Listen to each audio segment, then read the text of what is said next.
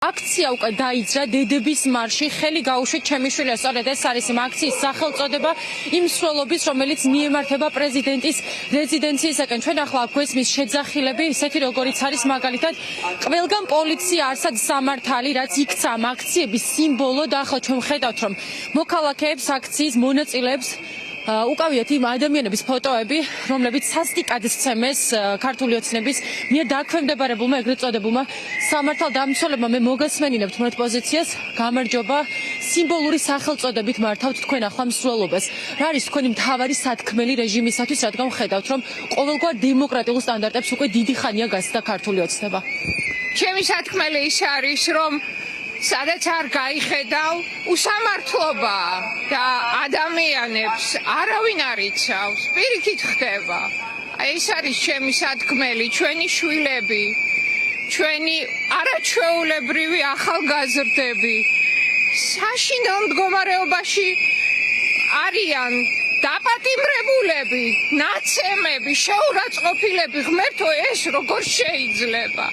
შეუძლებელია ამის მოთმენა. დანარჩენს არ ვიტყვი, დანარჩენი არის კიდევ უამრავი რამ. ბატონო, დიდი მადლობა.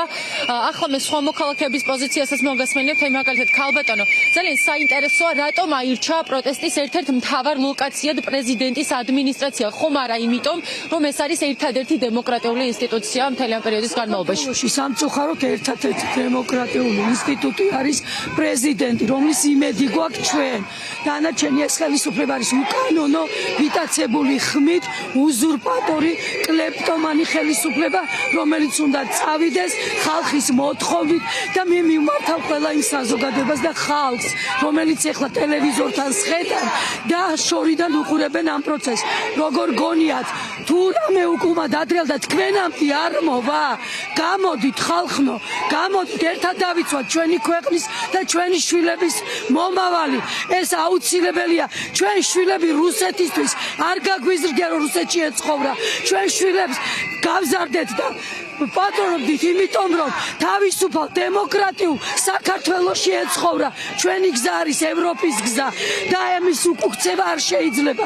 ჩვენ მივლით წინ, არ დავიღლებით როგორია ხელისუფლებას, რომ დავიღლებით და გავჩერდებით, სანამ არ მივაღწევთ მიზანს, რომ უნდა დაინიშნოს არჩევნები, ჩვენ არასდროს დავიღლებით და არასდროს გავიხებთ უკან. ბატონო, ძალიან დიდი მადლობა. ასეთ იყო მოქალაქის პოზიცია, ის აცხადებს, რომ არ დაიღლებიან მოქალაქეები და იბრძოლებენ ბოლომდე. მე მოგესმენინებ სხვა პოზიციებსაც. ქალბატონო, აი მაგალითად თქვენ კითხავთ, ჩვენ ხედავთ, რომ მიუხედავად არაერთი პროტესტისა, მიუხედავად იმისა, რომ მუდმივად მოქალაქეები აჩვენებენ ქართულ ოცნებას ნაცემი დაზარალებული ადამიანების ფოტოებს, გამოდის ეგრეთ წოდებული პრემიერ-მინისტრი და იცინის ბრიფინგზე. კახა კალაძე დღეს აპირებს, რომ ანთოს ნაძვისხე, მოკლედ ხელისუფლება არ უსმენს საკუთარ მოსახლეობას, ეგრეთ წოდებული ხელისუფლება. სადამდე მიიყვანს საზოგადოებას ეს პროტესტი, ანუ რა იქნება ამ ყოველფრის ბოლო, როგორი არის თქვენი მოლოდინი? როგორც არალეგიტიმურად დაიწყეს მოღვაწეობა ამ მოწვევის პარლამენტის შიგნით, აი ესე არალეგიტიმურად მოუწევთ აქედან წავიდნენ, რადგან სიმართლე ყოველთვის იპოვის თავის გზას და ჩვენი შვილების მომავლისთვის ჩვენ ყოველთვის ვიბრძოლებთ, დედები და ახალგაზრდები არ იღლებიან, იმიტომ რომ უყვართ საქართველო და უნდათ საქართველოსთვის ევროპული მომავალი და არა რუსეთი.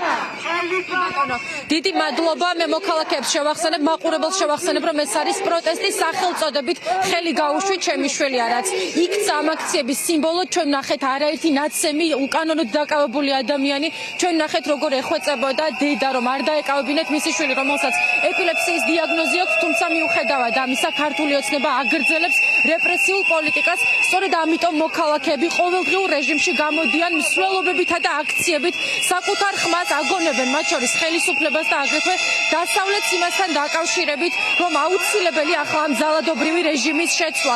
აი ასე ამ შემართებით მოქალაქეები შემოუერთდნენ პარლამენტისთან მიმდებარე აქციას დედაქალაქის მთავარ გამზირზე და საბოლოო ჯამში, როგორც ჩვენთვის ცნობილია, ისინი პრეზიდენტის ადმინისტრაციასთან გადაინაცვლებენ.